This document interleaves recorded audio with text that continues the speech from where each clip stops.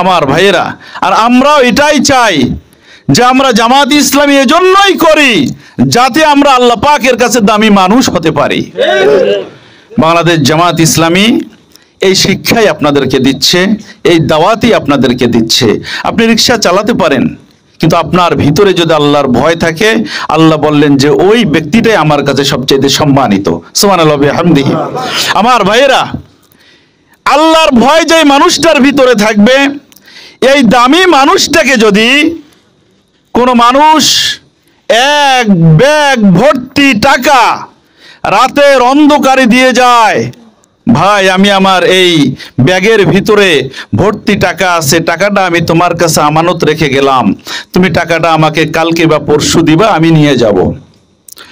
আপনার ভিতরে যদি আল্লাহর ভয় থাকে, তাহলে আপনি আর ওই ব্যাগ খুলেও বা ব্যাগের দিকে তাকানোরও চেষ্টা করবেন না।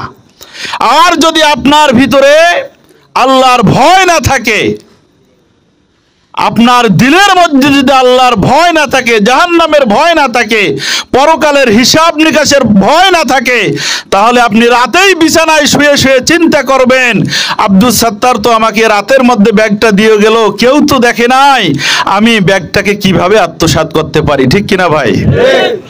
আজকে যদি বাংলাদেশে ওই মানের একজন মানুষকে মন্ত্রিত্ব দেওয়া যায়, বর্ডার গার্ড হিসাবে দাঁড় করিয়ে দেওয়া যায়, চেয়ারম্যানের দায়িত্ব দেওয়া যায়, মেম্বারের দায়িত্ব দেওয়া যায়, তার ভিতরে যদি আল্লাহর ভয় থাকে, ও কি সাধারণ মানুষের, গরিব দুঃখী মানুষের পেটে লাথি মেরে কলমের খোঁচায় তাদের সম্পদগুলো লুণ্ঠন করে খেতে পারে? আপনারাই বলেন।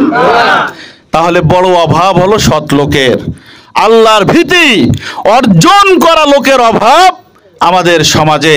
এ কারণেই ওই চেয়ারের মধ্যে যাকেই বসাই দেওয়া হয়, 20,000 30,000 টাকা বেতন, এই 20-30,000 টাকা বেতন দিয়ে নিজের 2টা বা 3টা ছেলে মেয়েকে বাংলাদেশের সেরা স্কুলে কলেজে পড়াশোনা করাইয়া তাদের পিছনে মাসে 1 লক্ষ টাকা খরচ করে, বেতন পায় 20 থেকে 30,000 টাকা। ঠিক কিনা ভাই?